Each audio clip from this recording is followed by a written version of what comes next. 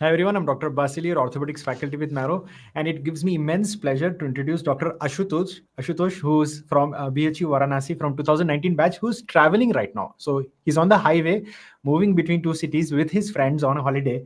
So we are expecting some connection drops. So please bear with us. First, congratulations, Dr. Ashutosh, for securing rank 3 in NEET PG 2025, man. Thank you so much, sir. Thank you so much. पहले बताओ कैसे लग रहा है? I mean literally आप road पे हो, enjoy करने जा रहे थे और यहाँ रैंक आ गई. सर अब मतलब भरोसा नहीं हो रहा था कि इतना अच्छा रैंक आएगा। अभी आ गया तो मतलब थोड़ा सा अभी एडजस्ट हो रहा हूँ हर चीज से।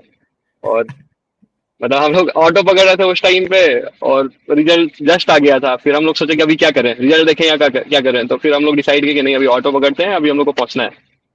बस छूट जाएगा वो ज्यादा इंपॉर्टेंट है। यही है, this is what is called prioritising. आपने जो काम था वो उसको पहले प्रायोरिटाइज कर लिया कि भाई मुझे पहले बस पकड़ने, तो बाद में देखते हैं. रैंक तो आ गया, कहीं जाने वाला नहीं है, और रैंक 3 आया है. Amazing, it must be amazing. आपको मतलब मुझे बात करके इतनी खुशी हो रही है, तो आपको तो ज्यादा ही खुशी होगी. बट अब देखो, मैं आपका ज्यादा टाइम नहीं लूंगा. कनेक्शन भी बिल्कुल फ्लिम्सी है और आप भी इंजॉय करने के मूड में हो. बस यही टाइम को हम यूज करके लोगों को समझाना चाह रहे हैं कि कैसे पढ़ना है ताकि रैंक 3 आ जाए. राइट, रैंक 3 नहीं तो नहीं, एटलीस्ट अच्छा रैंक आ जाए और एटलीस्ट उनकी पढ़ाई की जर्नी आसान हो जाए. तो आप मुझे ये बताओ कि आपने मैरो लेके पढ़ाई कब शुरू करी थी? सर मैरो मैंने स्टार्ट किया अपने थर्ड ईयर से।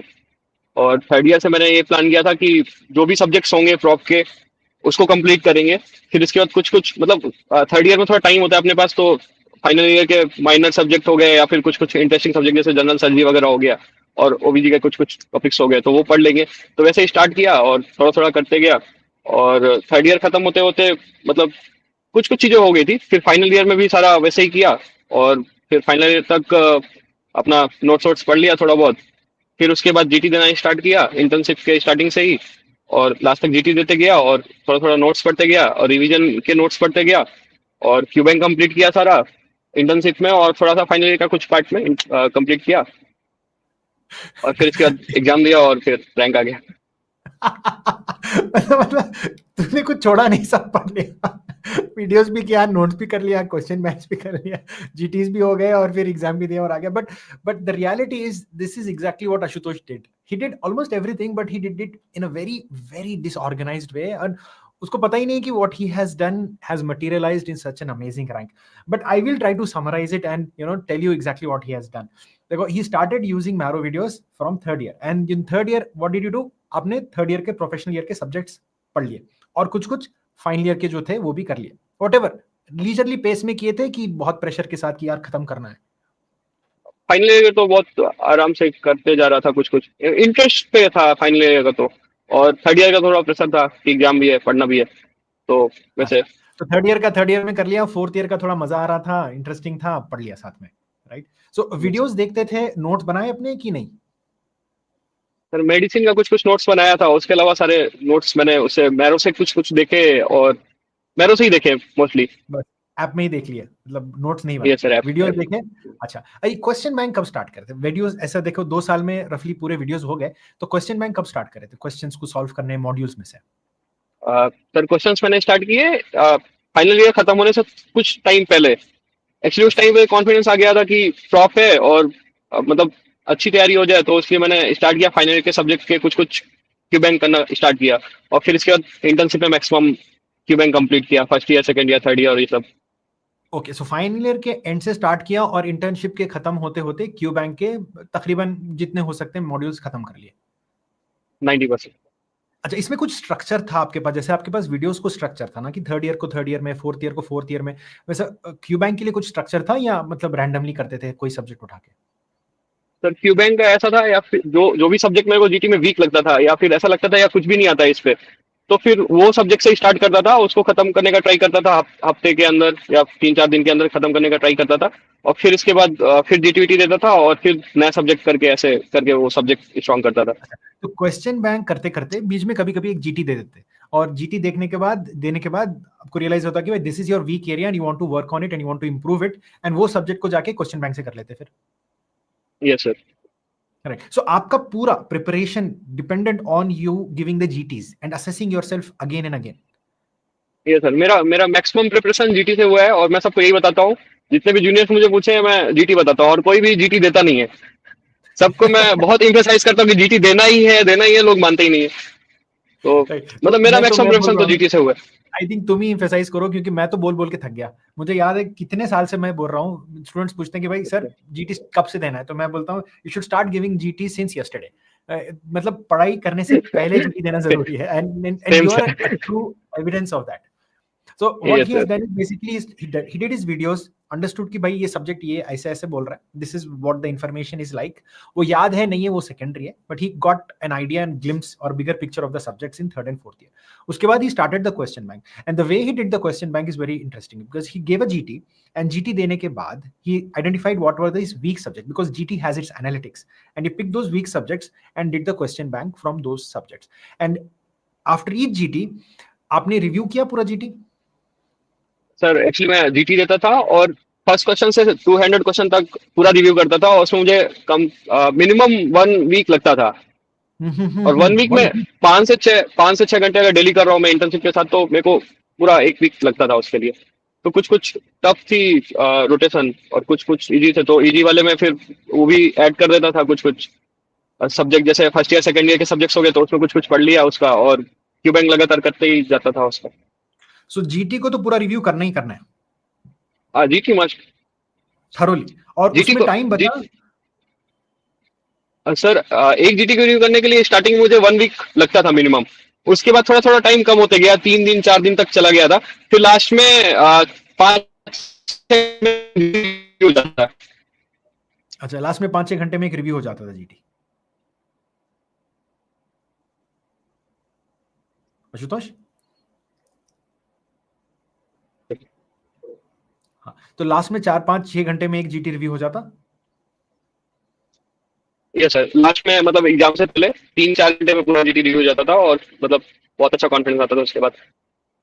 ओके, सो जीटी जैसे हो गया, उसके बाद you would review the GT, and once the GT was reviewed and you would give GTs when they were live.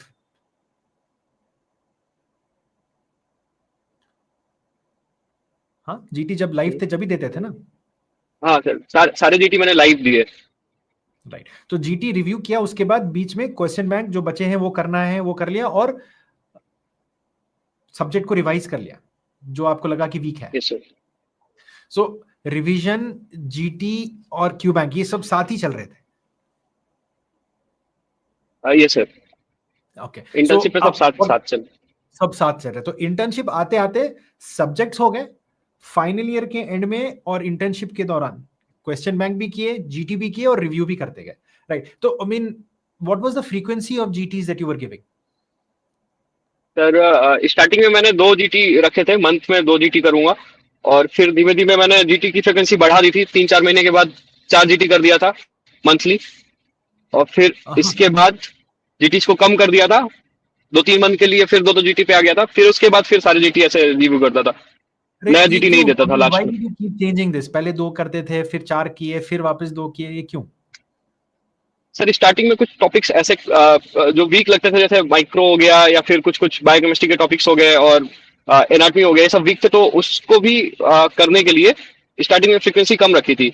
और फिर उसके बाद जीटीज बढ़ा दिए थे, क्योंकि मेरे पास कुछ करने के लिए बचा नहीं था, क्योंकि मैं कर चुका था लगभग चीजें।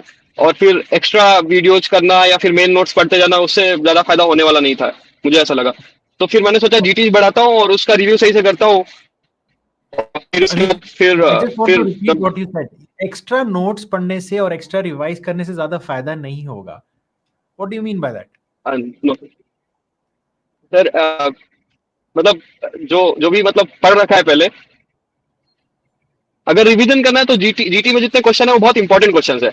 अगर वो हमको आते हैं तो एग्जाम में हमको अच्छा परफॉर्म करने से कोई नहीं रोक सकता है। तो वो करने के बाद हम लोग कुछ कुछ टॉपिक्स मेन नोट से पढ़ सकते हैं, और अगर हम लोग एक लाइन से लास्ट लाइन तक नोट्स के पीछे भागेंगे, या एक लाइन से लास्ट लाइन तक वीडियो के पीछे भागेंगे, तो हम लोग कंप्लीट तो कर लेंगे हर चीज, लेकिन हम लोग वैसा परफॉर्म नहीं कर पाएंगे जैसा मतलब हम कर सकते थे यार जो क्वेश्चंस करके एग्जाम या पूछ फिर। रहा है वही पढ़ो, वो क्वेश्चंस आपको जीटी में मिल जाएंगे, वही क्वेश्चंस आपको मॉक एग्जाम में मिल जाएंगे। परफेक्ट। सो आई मीन जब जीटीज दे रहे थे, डिड यू हिट अ प्लेटू जहां पे आपके स्कोर्स नहीं बढ़ रहे थे, अटक गए थे? सर सर प्लेट्यू 150 से 160 के आसपास प्लेट्यू था मेरा। उस टाइम पे मैंने जीटी को कम कर दिया था, 2 जीटी कर दिया था मंथली। उस टाइम अच्छा। पे थोड़ा थोड़ा डीप जाने को कोशिश कर रहा था सब्जेक्ट्स में, और फिर इसके बाद स्कोर बढ़ गया था। तो वो जो सब्जेक्ट्स पे डीप जाने की कोशिश कर रहे थे ना, हाउ डिड यू आइडेंटिफाई दो सब्जेक्ट्स कि भाई इस पे काम करना है मुझे? तो मैं टॉपिक आइडेंटिफाई करता था जीटी से, कि इस जीटी से। सब्जेक्ट के ये टॉपिक ऐसे है जो मतलब अच्छा क्वेश्चंस आते हैं और पूछे जाने चाहिए और मेरे को आने भी चाहिए। तो उस हिसाब से मैं सब्जेक्ट डिसाइड कर लेता था। तो और वो कुछ कुछ बाकी टॉपिक्स टाइम जो होते थे आपने तो। मिला उसमें वो सब्जेक्ट रिवाइज कर लेते और फिर जाके नेक्स्ट जीटी मार देते। Yes sir. And then that is how you broke the barrier and start improving your scores. Yes sir. So you did not make notes, ये तो मुझे समझ आ गया है ज्यादा ज्यादा। But now tell me honestly, how did you revise? Because revise करने के लिए लोग बोलते हैं हाथ में नोट्स होना चाहिए, कंसाइज नोट्स होना चाहिए जिसको बार बार रिव्यू करेंगे। आपने रिवीजन कैसे किया? सर एग्जाम के 3 मंथ का अगर रिवीजन प्लान में बताऊंगा तो मतलब मेरा मैक्सिमम टाइम जीटी पे ही गया है। जी, मतलब पुराने जीटी जो कर रखा हूँ दिया हुआ है, उन्हीं सबसे मैक्सिमम रिवीजन हुआ है मेरा। अच्छा, so you reviewed the GT again? मेरा पार्ट जीटी से ही रिवाइज हुआ है। जीटी So रिव्यू you से मतलब reviewed जो all the पुराने जीटी हो 12, रखे 15 GTs that you have given before?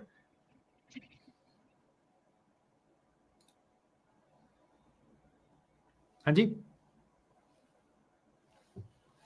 मतलब अच्छा, तो ये इम्पोर्टेंट है, मतलब आपने रिवीजन कैसे किया? 10-15 जीटी जो दिए थे उसको ही बार बार रिवाइज कर लिया? ये सर मैंने मैंने जीटी काफी दे रखे थे, और लास्ट के 3 मंथ में मैंने मैक्सिमम जीटी से रिवीजन स्टार्ट किया कि मतलब जो पहले जीटी दे रखा हूँ उसके सारे टॉपिक सही से कर लेता हूँ। तो वो करते करते मेरा टाइम निकल गया और मुझे पता भी नहीं चला। और फिर लास्ट के 5 दिन में पैनिक जरूर किया कि मेरे पास नोट्स नहीं है, मैं कुछ पढ़ा नहीं हूँ। 5 10 दिन मान सकते हैं कि बहुत पैनिक किया कि यार अब क्या पढ़ना चाहिए मेरे को, क्या नहीं पढ़ना चाहिए। फिर मेरे दिमाग में आया कि यार जीटी दे के मैं अच्छा कर ही रहा हूँ, और अच्छा ही करना है, इंपॉर्टेंट यही है, अच्छा करना है। जीटी से ही करते हैं, जीटी ही बेस्ट मेरे लिए है। मेरे को लगा कि मेरा टूल बेस्ट यही है, जीटी। तो पूरा चलिए, एक लाइन से लास्ट लाइन तक। परफेक्ट। तो GT first line to last line पढ़ते गए बार बार? हाँ ये सर, फर्स्ट फर्स्ट क्वेश्चन से 200 क्वेश्चन तक सारा करता था। और कुछ कुछ टॉपिक ऐसे होते थे जो मेरे को भूल गए होते थे, या कुछ पढ़ना होता था मेरे को अलग से, तो उसको मैं एक लिस्ट कर लेता था और फिर उसको कंप्लीट कर लेता था राइट। जीटी रिव्यू के टाइम पे ही। तो सारा मैं इससे मेरा प्रिपरेशन के। हाँ जी। सर इससे मेरा ऑन टाइम प्रिपरेशन हुआ है। मतलब जब भी मेरे को टॉपिक वीक लगा उसको मैं उसी टाइम पे स्ट्रॉन्ग कर लिया। तो वही टॉपिक अगर बाद में वीक हुआ तो फिर उसी टाइम पे स्ट्रॉन्ग कर लिया। तो ऐसे मेरा मतलब थोड़ा टॉपिक में ग्रेस्प अच्छा हो गया था। ऑब्वियसली कभी कभी ना कभी ऐसा सोचे होंगे ना कि कितने सारे प्लेटफॉर्म्स और इतने सारे एप्स और नोट्स और मटेरियल और रिसोर्सेज एक टाइम अवेलेबल है, सर। कभी ऐसा फील हुआ है कि यार मुझे कुछ और पढ़ लेना है, कहीं और से ले लेना है, वो शॉर्ट वाला वर्जन लेना है, आज वो यूट्यूब पे आया वो देख लेना है? कभी ऐसा फील हुआ है तुमको कि ये मुझे वो करना है, यस या सर। नहीं तो बस पूरा भरोसा था कि भाई मैरो पढ़ लूंगा और हो जाएगा? नहीं, मैरो करते करते सर एक टाइम ऐसा आया था जब मुझे फील हुआ कि यार ये मतलब बहुत इजी लग रहा है सब कुछ। कई सारी चीजें बहुत इजी इजी है, और अगर आईना ही में ऐसा कुछ पूछ लिया तो हम कैसे कर पाएंगे। वो पैनिक हुआ। फिर इसके बाद कुछ इधर उधर गए, थोड़े कि ये कर लेते हैं वो कर लेते हैं। फिर इसके बाद फिर मेरे को समझ में आया आईना ही देने के बाद कि इधर उधर जाने का कोई फायदा नहीं है। पूछना वही है जो सब लोग पढ़ा चुके हैं और जो जीटी में पूछे जा रहे हैं क्वेश्चंस, या पीवाईक्यू में आ रखा है। तो फिर मैं इस पे वापस आके फिर एक लाइन से मैरो मैरो पे ही वर्क किया हूँ लास्ट के 2 3 मंथ। बट मतलब वही ना, I mean your preparation was and goal focused, अगर ऐसे बोले हैं कि योर प्रिपरेशन वाज कि भाई मुझे यस सर। मार्क्स चाहिए, और मार्क्स लाने की सबसे इंपॉर्टेंट चीज ये है कि जीटी में स्कोर चाहिए, और जीटी में स्कोर लाने के लिए सबसे ज्यादा इंपॉर्टेंट चीज ये है कि भाई जीटी में प्रिपरेशन करो, जीटी को प्रिपेयर करो, जीटी के बेसिस पे अपना preparation, notes, revision, understanding, concept सबको बिल्ड करो, and that is wonderful. I mean I think this is the crux of retrograde preparation. But honestly आपने यस रेट्रोग्रेड प्रिपरेशन तभी स्टार्ट किया once you were familiar with everything that you had done in third and final year of your MBBS. Wonderful. Sir. कोई ऐसी चीज है जो आप बदलना चाहते हैं आपके प्रिपरेशन में, जो आपको लगा कि यार ये अगर मैं बदल देता तो शायद मेरा प्रिपरेशन और बेटर होता या और आसान हो जाता? सर एक चीज ये है कि मतलब जो तुम्हारा प्राइम सोर्स है उस पर पूरा फर्मली बिलीव करो, और वही वही वहीं से क्वेश्चन आना है। कहीं से क्वेश्चन नहीं आएगा इधर उधर से, वहीं से क्वेश्चन आना है और फिर वहां पे जाके हम लोग गलत कर देंगे। और दूसरा ये इजी क्वेश्चन पे ही जाना है हम लोगों को, कोई टफ क्वेश्चन के पीछे नहीं भागना है। टफ है तो उसको छोड़ दो। अगर ऐसा ऐसा है कि मतलब नहीं पढ़ पाएंगे या टॉपिक ऐसा लग रहा है कि कभी पढ़ा नहीं, उसको छोड़ दो। सिर्फ इजी क्वेश्चन के पीछे भागना है, क्योंकि पेपर इजी आना है। अपने दिमाग में ये भी बैठाना है कि बहुत पेपर बहुत इजी आने वाला है। 190 क्वेश्चन हम लोग देखे होंगे और हम कर सकते हैं। वो जीटी में होगा, वो पीवाईटी में होगा, पीवाईक्यू में होगा, और हमको उन्हीं के पीछे भागना है, किसी नई चीज के पीछे नहीं भागना है। परफेक्ट। जो आने वाला ही उसको पढ़ो, बार बार पढ़ो, अच्छे से पढ़ो और उसी कॉन्फिडेंस पे चले जाओ एग्जाम को और रैंक आ जाएगी। राइट। ये तो सर। अब ये तो मैं हर स्टूडेंट से पूछता था, आपने इतने सारे फैकल्टीज को देखा है मैरो में, कोई आपके फेवरेट फैकल्टीज हैं जिसको आप मेंशन करना चाहते हैं, और अगर है तो क्यों है? सर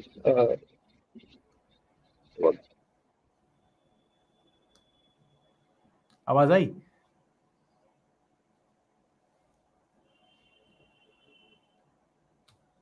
आशुतोष, आवाज आ रही है? Sir my favourite faculty sir, Mayur ma'am, Sakshi ma'am, Rekha ma'am, Khandelwal sir, Ali sir, और एनाटमी के सर, आशीष सर। अच्छा अच्छा, तो आवाज थोड़ी टूट रही थी पर ठीक है। Right. So I think that is all from Ashutosh. Thank you, Ashutosh. Once again, congratulations. Enjoy your trip. Thank you for giving us this time to share your wonderful strategy of preparation based on GTs, although you have completed your videos and question bank thoroughly. So job well done. Thank you for being with us. I wish you all the best.